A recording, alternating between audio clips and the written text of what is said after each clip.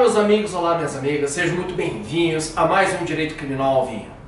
Hoje conversaremos com o Leandro Assunção, promotor de justiça aqui em Curitiba e também professor de ética do Unicuritiba. E o assunto vai ser corrupção, um tema muito em voga no Brasil de hoje. Então escolhe tua garrafa, pega tua taça e vem conosco. Um brinde.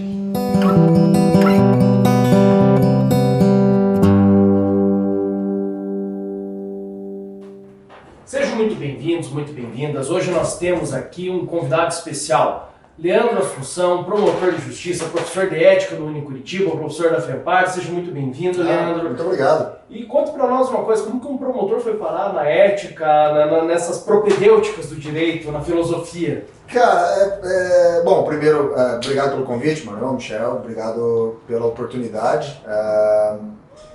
Para mim é um motivo de muita satisfação poder falar um pouco, não só do tema, que é um tema que eu trabalho ainda, não que diretamente, assim, mas é um tema que me interessa, e pela oportunidade também de falar um pouco, né, de mim, da minha profissão. Eu sempre gostei de estudar temas relacionados à área propedêutica, nunca fui alguém muito ligado em estudos de parte dogmática, dessa parte mais cotidiana do trabalho do Ministério Público. E logo que eu terminei o mestrado, eu fiz meu mestrado aqui, eu finalizei em 2014 na Federal, logo que eu terminei, e até era uma linha de estudo que não tinha muito a ver com filosofia moral, enfim. Mas logo que eu terminei, a Edna, que é nossa colega lá de Curitiba, ela me disse, olha, tem uma vaga e para uma disciplina propedêutica, não me disse exatamente o que era, e talvez você tenha interesse de se inscrever e participar. Eu me inscrevi, fizeram uma rodada, uma rodada no dia inteiro lá, acho que 7 ou 8. E aí acabaram me contratando para trabalhar com a disciplina de ética, a disciplina de filosofia moral. Eu já estudava alguma coisa a respeito do tema e para mim casou perfeitamente, porque as linhas que eu gosto de estudar mesmo são teoria do direito e filosofia moral, essa aproximação da relação entre direito e moral sempre me interessou, é o que eu realmente gosto de estudar, é o que eu pretendo estudar depois em doutorado e tal. Então eu acabei encontrando um filão direto, decisivo assim, do que eu queria trabalhar e estou muito contente. Além do fato de vocês sabem disso, né? O clima, como é gostoso o clima de trabalhar lá e todo mundo se ajuda, enfim, para mim é uma alegria enorme também trabalhar lá. Bom, o tema hoje principal, então, Leandro, a gente vai conversar sobre corrupção. E a primeira pergunta é, a corrupção, ela vem ganhando contornos e tendo um impacto muito forte em termos econômicos. Você, tendo esse viés de professor de ética, como que você enxerga a corrupção com os seus olhos de um professor de ética nesse viés? Olha, esse é o tema do momento da sociedade brasileira, né? E muito embora eu não seja um estudioso dedicado exclusivamente a esse tema, uma das temáticas que eu tenho trabalhado quando eu vou falar sobre ética aplicada, além de questões bioéticas, vida humana, aborto e eutanásia, liberdade de expressão, formação de discurso de ódio e tal, uma das temáticas que eu trabalho é ética e corrupção, e esse é um ponto que normalmente, até coincidentemente, é por onde eu começo, né? As indicações mais recentes e talvez mais fidedignas a respeito disso apontam um prejuízo do país entre 130 e 200 bilhões de reais por ano, fontes das mais diversas, né? Da FGV, o próprio Ministério Público Federal, enfim, e essa estimativa entre 130 e 200 bilhões, algo em torno de 25 ou 30 vezes o orçamento de um município como Curitiba, por exemplo, é um impacto enorme. E isto, por si só, no momento pós-crise econômica, né, viemos de um período de recessão econômica muito forte, a recessão econômica mais dura da história do país, da história, pelo menos, republicana. Isto é um ponto de partida para uma discussão que é importante hoje do ponto de vista da eficiência, de que maneira nós devemos fazer o controle de gastos e o controle daquilo que se opera na administração pública para evitar gastos indevidos ou problemas de corrupção. E a partir daí se coloca um problema que para mim é importante, que é o fato de esta primeira chamada, né, esse primeiro ponto de destaque, que é o impacto econômico, tem colocado o Brasil em um problema sério. A ONG Transparência Internacional tem um ranking de percepção dos países a respeito da corrupção, um index, e o Brasil tem perdido posições ano a ano nesse index. Já chegou a ocupar uma posição razoavelmente intermediária, de número 69, 2011, 2012. A partir daí, as aferições começaram a ser feitas ano a ano, e desde então o Brasil só tem perdido posições nesse index. Hoje ocupa a posição de número 105, uma das piores posições de país da América do Sul. E isto tem, obviamente, um impacto em termos de controle de gastos, em termos de investimentos, enfim. Mas isso tem um impacto que, se nesta outra parte talvez seja mais interessante avaliar sob a lente da ciência política, ou mesmo da filosofia política, ele gera algum tipo de questionamento, ou vários questionamentos importantes do ponto de vista da filosofia moral, que é o fato de nós estar arraigado no senso comum brasileiro essa percepção de que somos um povo corrupto, somos uma sociedade, pelo menos desde a colônia, desde o período colonial, corrompida, somos uma sociedade em que necessariamente tudo se converge para esquemas de corrupção, e quando a gente parte deste ponto mais econômico-racional, a gente percebe que não é bem assim, mas que também não é tão distante disso. E é esta visão que eu acho que, ou é esta perspectiva que eu acredito que a filosofia moral tem a contribuir, né? De que maneira podemos enfrentar este tipo de questão que tem uma relação direta com a formação do próprio povo brasileiro. E o brasileiro, ele tem aquela história do jeitinho, né? A lei de Gerson, que teve, acho que, uma propaganda de cigarro que contava lá o Gerson dizendo, o brasileiro sempre dá um jeitinho, né? É isso mesmo. E dá pra dizer que, então... Você gosta de levar vantagem em tudo, levar ficou vantagem estigmatizado. Ficou estigmatizado a lei de Gerson, jogador da década de 70 da seleção brasileira. Excepcional jogador. Excepcional, canhota de ouro, né? E dá pra dizer o quão corrupto é o brasileiro, pegando essa linha de raciocínio que você estava trazendo aqui, o brasileiro tá no DNA dele ser corrupto? A gente pode afirmar isso? Pois é. Eu acho que essa é a pergunta que direto ou indiretamente habita o imaginário do povo brasileiro, né? Eu não cravaria que sim, mas não acho que exista um descompasso total com relação a essa resposta.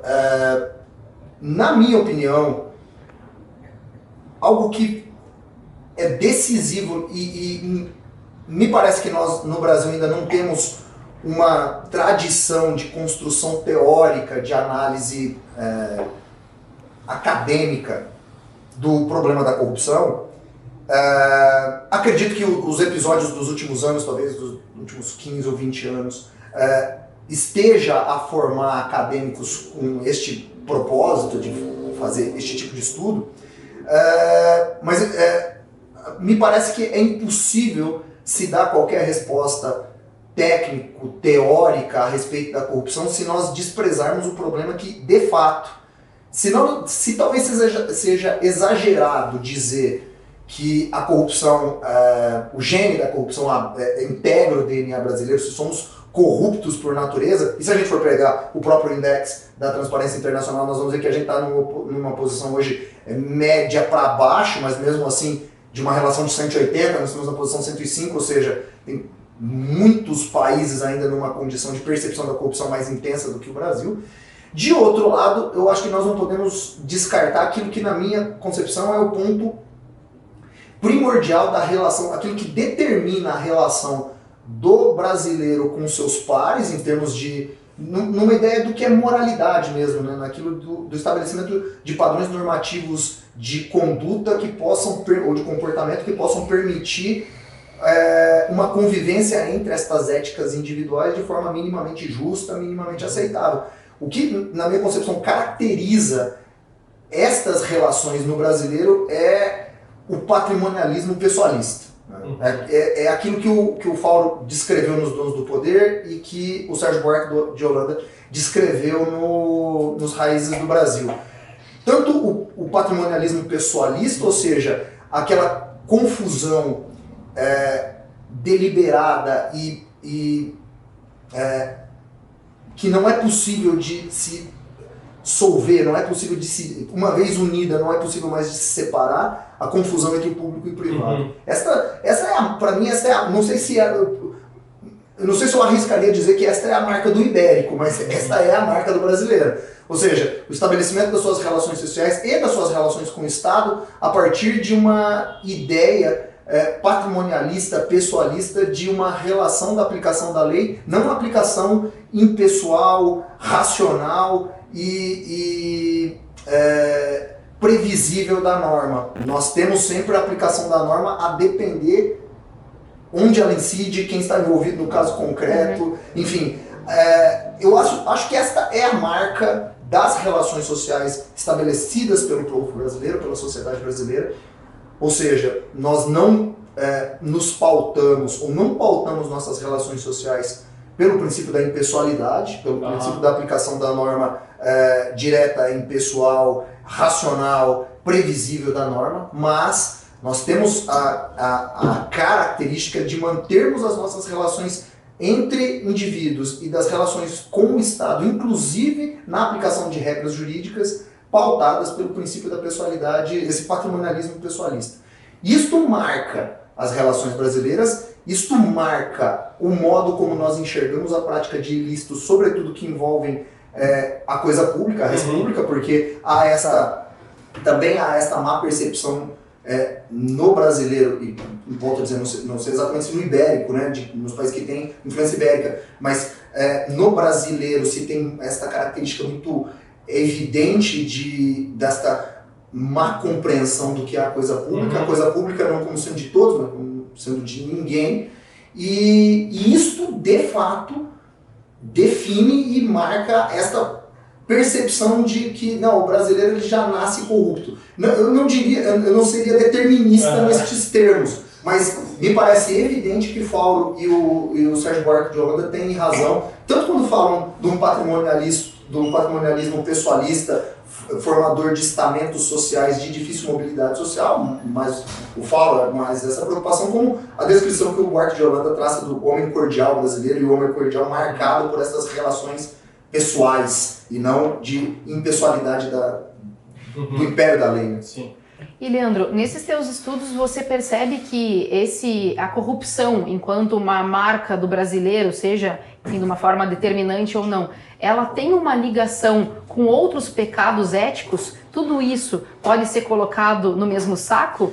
Por exemplo, o sujeito que fura uma fila, o sujeito que cola numa prova, enfim, isso tudo está dentro de uma mesma qualidade de coisas? Antes de responder essa questão, eu acho que, conectando um pouco com o que eu falei anteriormente, eu acho importante a gente ressaltar, ou pelo menos eu ressaltar mais uma vez, a falta que, com exceção talvez de pesquisadores como o Cláudio Reis, Fernando Filgueiras, Rodrigo Vasquez, com exceção desses pesquisadores, o Avritzer, Leonardo Avritzer, da Federal de Minas Gerais, tirando esses pesquisadores que são, não podemos dizer que formam uma tradição de pesquisa, que são pontuais, nós não temos uma tradição de fato voltada ao estudo teórico do que significa o problema da corrupção. Outros lugares têm isso, e é possível perceber como a partir dos anos 50 a coisa mudou, né? Nos anos 50, a abordagem do estudo da corrupção estava voltada por uma abordagem que recebe o nome de funcionalista, ou seja, a ideia de que a corrupção ela está presente de fato em locais de baixa institucionalização política, locais em que as instituições políticas estão pouco ou nada desenvolvidas, são locais em que a América Latina nesse período, a África pós-período de libertação colonial também ali dos anos 50, 60, a coisa ficava talvez um pouco mais clara, mas se percebeu posteriormente que mesmo em locais onde o processo de institucionalização política já estava avançado, processos de corrupção acabavam acontecendo, talvez numa escala menor. Mas esta era a ideia de uma abordagem mais antiga, digamos assim, anos 50, anos 60, uma abordagem funcionalista que procurava estabelecer uma relação entre baixa institucionalização política de um determinado país e caracterização de processos de corrupção. Isto muda nos anos 70,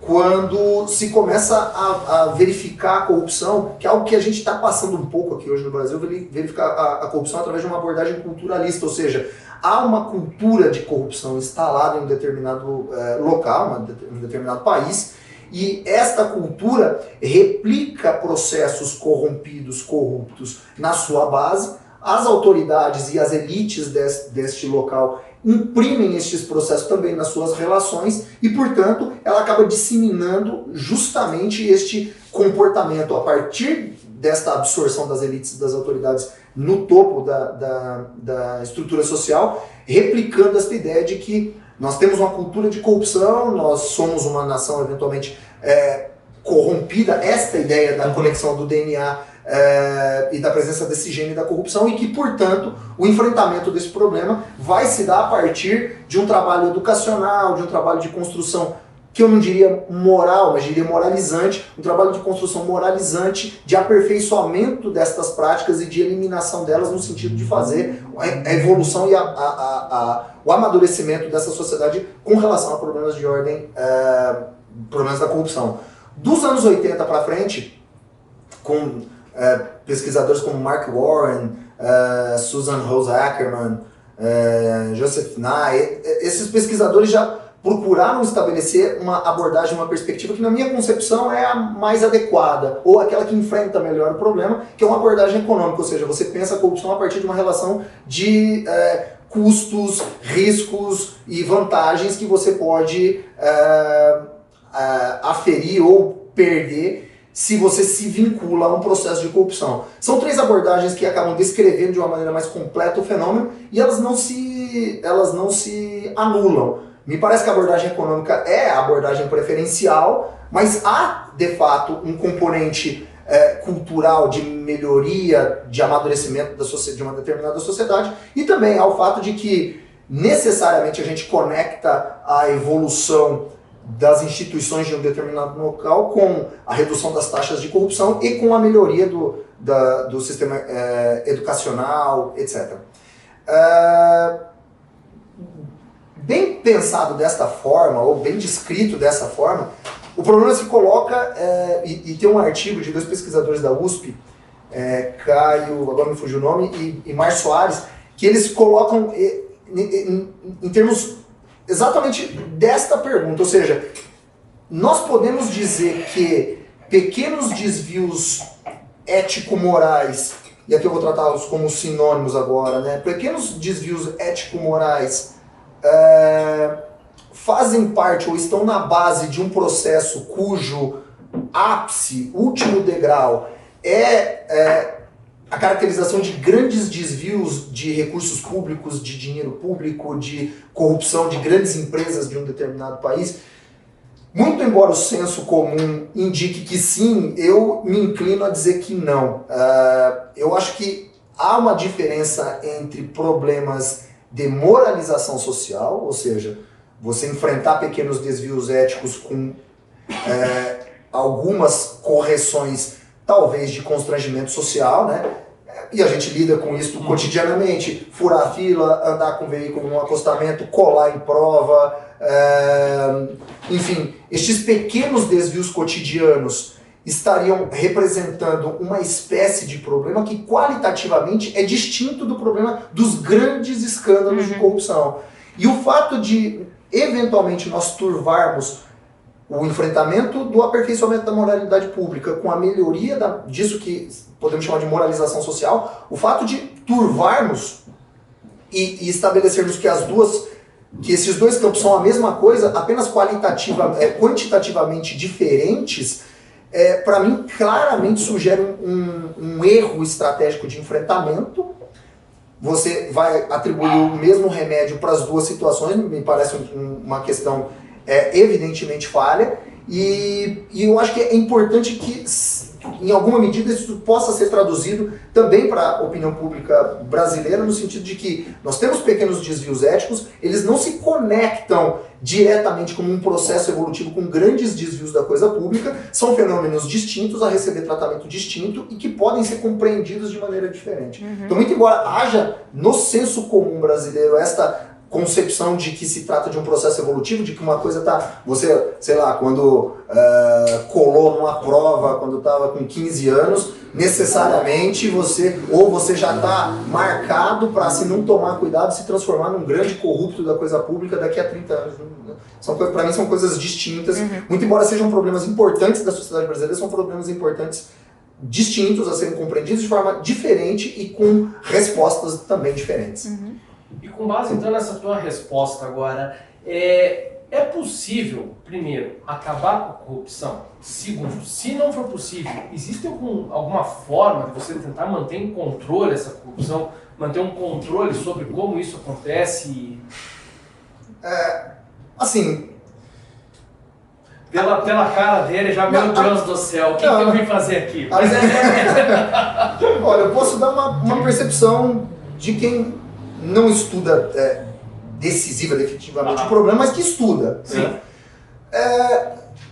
Me parece um tanto evidente não se poder falar em uma erradicação completa da corrupção. Os países mais avançados do mundo e que tratam a coisa da maneira mais adequada possível, e aí a gente pode falar de Dinamarca, Noruega, Singapura, Nova Zelândia.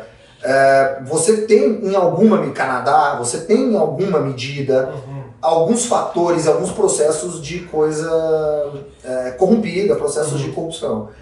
Então me parece evidente que, muito embora o discurso atual do país não seja esse o discurso, seja o discurso de que vamos acabar com a corrupção, e me parece uma utopia um pouco sem sentido, mas também me parece importante a gente dizer que há e deve haver um trabalho... E para mim este é o papel decisivo do direito. E quando a gente fala o que a filosofia moral ou o que o direito pode entregar, me parece claro que é do direito este protagonismo, né? Você construir sistemas normativos que sejam claros, o máximo transparente possível, que sejam previsíveis, e aí a gente tem um problema de alocação de expectativas quando nós falamos de um sistema previsível no máximo possível em um sistema como o brasileiro, em que nós temos a nossa Corte Constitucional, em que reiteradamente despreza suas próprias orientações, deixa de lado a sua memória institucional para muitas vezes decidir de acordo com características específicas de um determinado caso que se apareceu, e não para seguir um precedente que já foi estabelecido que caberia na solução daquele caso concreto. Então esse me parece o papel decisivo do direito, né?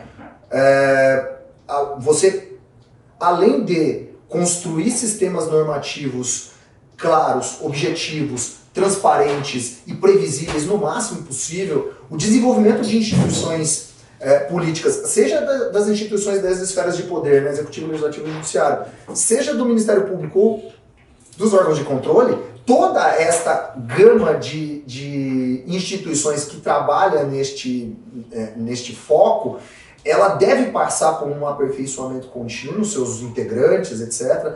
E esta me parece a solução, ou seja, maior controle e maior transparência do gasto público, e isso também por mecanismos de tecnologia da informação que possam facilitar o controle, máximo de transparência, o máximo de clareza na solução dos casos, a maior previsibilidade possível, e o melhor desenvolvimento das instituições, tanto da esfera dos poderes, como Ministério Público e órgãos de controle da coisa pública. E eu acho que esta me parece uma demanda que é uma demanda genuína, não do Brasil, mas é uma demanda genuína das novas gerações do mundo. A gente tem assistido, não apenas no Brasil, o que aconteceu há alguns anos atrás, com grandes manifestações contra o governo acabou caindo depois, mas as eleições parlamentares na Ucrânia, o que está acontecendo em Hong Kong, o que está acontecendo no Sudão, o que está acontecendo na Argélia, de protestos pacíficos. O que me parece claro que o recado da nova geração, mais do que e essa é uma preocupação grande também, né, da erosão dos sistemas democráticos, mas eu acho que mais do que isso é um recado dessas novas gerações no sentido de que, olha, nós não queremos mais governos corruptos, ineficientes, marcados por idealismos que sempre se transformam em totalitarismos ou autoritarismos, sempre se transformam em utopias irrealizáveis que só vão prestigiar uma determinada classe ao invés do restante da população. Então as novas gerações estão dando um recado, e a classe política me parece que não consegue, não diria a classe política, mas eu acho que todas as autoridades dos poderes centrais de vários países ainda não conseguiram entender este recado e ainda imaginam que seja possível manter o status quo, quando o recado das novas gerações é um recado claro de que, olha, nós não queremos nada do que está aí. Não querer nada do que está aí pode significar muita coisa, mas se a gente for olhar pelo lado positivo de enfrentamento da corrupção, vai dizer, nós não queremos mais governos corruptos, ineficientes, que desprezam as bases da democracia, pensando apenas na manutenção do status quo. Nós queremos governos eficientes, controláveis eletronicamente por tecnologias da informação, que levem o serviço pelo valor que ele custa, que entreguem bons serviços públicos. Nós queremos que estes serviços públicos possam ser controlados, que as decisões políticas possam ser controladas, que o escrutínio não seja feito a cada 2 ou 4 anos, mas seja um escrutínio diário, ou seja, de avaliação diária. Um recado muito grande, muito direto, no sentido de que nós temos a necessidade de construir um mundo novo do século XXI, pautado nessas premissas, e não replicar um velho mundo de práticas do século XX, que, pelo menos na minha concepção, eu acho que já ficaram para trás. Legal. No episódio passado, a gente inaugurou um quadro aqui, que é um quadro chamado Interrogatório.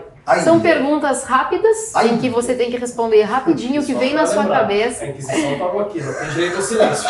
Não tem direito ao silêncio, é o último ato do programa. E, Michel, por favor, anota esse momento que uma advogada vai interrogar um promotor de justiça.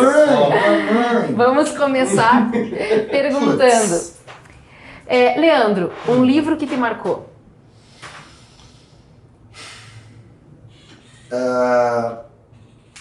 O Livro de Areia, O Livro de Arena, de Jorge Luis Borges. Eu acho que esse é um livro Bela dica. curto, né, de pequenos contos, mas de contos de uma certa forma fantásticos.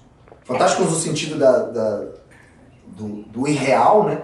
E o Borges tem uma característica única, né, de descrever contos que se conectam e ao mesmo tempo se repelem o seu início e o seu fim, em descrições que vão desenvolvendo numa velocidade assustadora, mas ao mesmo tempo te cativam de uma maneira para e passo, né? Então essa é a minha dica. Tudo do Borges é bom, mas O Livro de Areia talvez é o meu preferido. E um filme imperdível? Olha, eu poderia citar O Poderoso Chefão, mas eu tô numa fase de pai, minha filha tem 3 anos, eu vou ficar no comum da criançada. Eu assisti uma nova versão do Pequeno Príncipe recentemente, que foi o primeiro filme que a minha filha assistiu de fato, fora o Frozen. Foi o primeiro filme que ela assistiu de fato e foi um filme muito emocionante. Eu achei muito emocionante. A estética, plasticamente, é muito bonito. E se eu puder indicar esse, talvez para os pais novos, aí, essa última versão do Pequeno Príncipe eu achei maravilhoso. Leandro, um sonho? Bom, eu posso dividir, assim? Pode dividir. Da parte... Vamos dar essa cândia. Muito obrigado. Da parte profissional, eu gostaria de ter a possibilidade de concluir os meus estudos, assim, de conseguir fazer um doutorado, fazer um pós-doc, desenvolver, se possível, alguma ideia importante, original, que possa contribuir com algo relacionado ao mundo do direito. Essa é a minha aspiração profissional hoje, eu diria. E do ponto pessoal, viver até os 100 anos. Viver até os 100 anos. É o meu sonho. E qual que é a trilha sonora da tua vida que vai te levar até esses 100 anos? Essa longa vida. Cara, Weezer. Weezer? Weezer. Nossa! Foi a banda que... É a banda que eu mais ouvi na vida. Eles vieram uma vez só ao Brasil até hoje. Vieram em 2005, fizeram um show aqui em Curitiba, eu assisti. Estão voltando agora no final do mês, vão voltar no Rock in Rio. Vão tocar lá de novo. E você vai? Vou. Vai, né? Opa! A trilha sonora, pra mim, marcante de muitos momentos importantes da minha vida foi o Weezer e continua sendo. Oh, legal. Muito bom. E Leandro, um medo. Medo de perder o contato com a minha filha, por qualquer motivo que seja. Esse é o meu maior medo. Né? Eu tenho uma só, né? Por enquanto, e o meu maior medo é por algum motivo, seja trágico, de relacionamento, o que quer que seja, perder o contato com a minha filha é o meu maior medo. E qual que palavra que define Leandro Assunção? Putz. Posso pedir outra coisa? Pode ser duas? Claro! Vamos lá. Cara, olha, eu acho que seria o combo ceticismo e insegurança. Eu acho que é o que me define melhor, esse combo. Inseguro, um ceticismo inseguro. Eu acho que é o que me define melhor. Pode gerar um quadro de ansiedade, talvez quase incontrolável, mas não é sempre. Bebe um vinho, toma. O que é sempre insegurança e ceticismo. Legal. Isso tá sempre. Muito bom. E Lê, o que te irrita? O que te tira do sério? Você não parece uma pessoa muito irritável. Pô, eu sou bem irritável, cara. O que me tira, prosaicamente, é atraso. Ah, tá. Compromissos que... E a gente que trabalha no meio jurídico, isso às vezes é comum, né? Audiências marcadas para começar às 14, começam às 15h30, esse tipo, por vários motivos, mas enfim. Quando isso é rotineiro, isso me irrita muito. Mas o que me irrita de verdade é a hipocrisia. É isso que me... É isso que me deixa completamente fora num debate sério sobre qualquer assunto.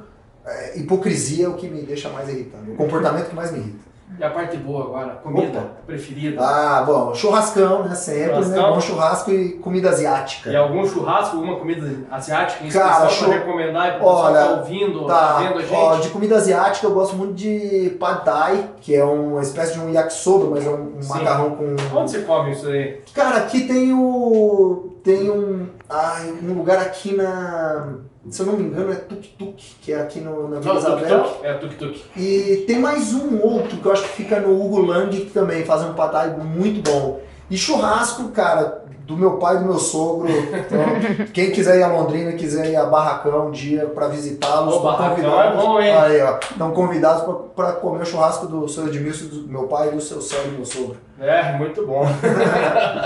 Leandro, uma saudade. Saudade do quê? Eu tenho saudade.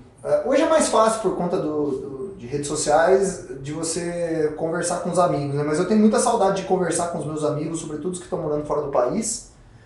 Mas eu tenho muita saudade de jogar futebol, jogar bola sem hora para voltar para casa. Sabe? Independente do tempo, se tá calor, se tá frio, se tá chovendo. Pegar a bola, reunir a rapaziada, todo mundo passar um na casa do outro, porque não tinha celular, não tinha telefone, muitas vezes não tinha telefone, passando de bicicleta ou correndo, reunir um campo, uma quadra que estava aberta lá, ou pular no muro para jogar e jogar sem hora para acabar. Você é bom de bola? Já fui. Você era o primeiro ou era o último a ser escolhido? Não, cara, eu ficava no meio ali. Mas depois eu acabei rompendo ligamento de joelho. Depois dos 30, futebol é pra se quebrar mesmo. Aí eu abandonei a prática. Eu gosto muito de assistir, mas hoje vejo de longe. Qual que é o teu time? O time é Corinthians. O Corinthians? Acho que perdemos hoje, inclusive.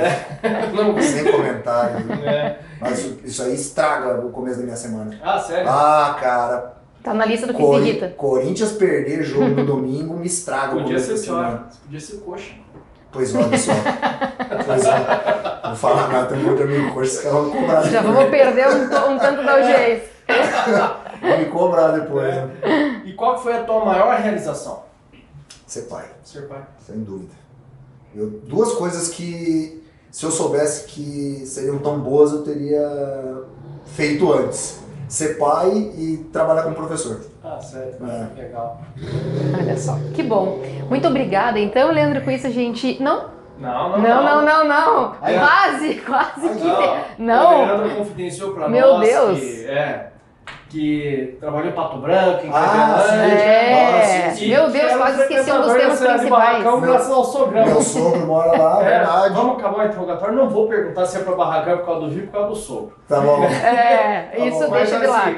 Qual vinho te marca? Qual vinho que você gosta? Olha, cara, eu gosto muito de Malbec argentino. A minha preferência é essa. E aí tem algumas bodegas algumas vinícolas que para mim são muito boas. Eu gosto muito dos vinhos do Catena Zapata, gosto muito dos vinhos da Luiz de Bosca, gosto muito de uma linha da Polenta que chama Grano Cabernet, tem Cabernet Franc, Cabernet Sauvignon, gosto muito. E gosto muito de uma vinícola pequena, de um produtor que é um enólogo também, pequeno, que já trabalhou para grandes bodegas, que hoje ele faz uma produção própria de Mendoza, que chama Carmelo Patti. Tem feito vinhos excepcionais e se eu pudesse deixar como dica, em especial de Malbec, mas de outras uvas também, os tintos de Mendoza, alguns desses que eu mencionei, não tem erro não. Não? Então vamos lá, indica um que é pro dia a dia e um que é para impressionar. Olha, para impressionar... Angélica Zapata. Angélica Zapata. Vai ter que impressionar muito. Angélica Zapata. E pro dia a dia, assim, vamos abrir um vinho hoje, então qualquer um do Luiz de Bosca. Qualquer um. Tá bem servido. Muito bom. Muito bom. Agora sim. Então, muito obrigada, Leandro, por muito você. Obrigado. Muito gentilmente aceitou de pronto o convite, mesmo nessa vida corrida, né? Bacana. Veio nos atender aqui com o teu conhecimento sobre corrupção, dentre outros tantos temas que você podia falar. Uma coisa ajuda. Muito obrigada e um brinde. Valeu, pessoal. Muito obrigado. Valeu. Muito obrigado. Um abraço. A equipe também, muito obrigado, viu? Valeu mesmo. Olá, tudo bem? O vídeo que acompanhou a conversa de hoje foi Los Intocables Black Malbec da finca Las Moras, na Argentina. Com boa estrutura e frutas maduras acentuadas tanto no olfato quanto no paladar, este Malbec é envelhecido em barris de Bourbon, sim, da Kentucky. E isso garante uma cor violeta bastante intensa e notas de defumado muito interessantes. Acompanha bem carnes exóticas de cozimento longo, um queijo mais duro, como um grana padano e papo cabeça. Eu adoro. E tem o selo verde da Gala. Fica a dica. Tchau!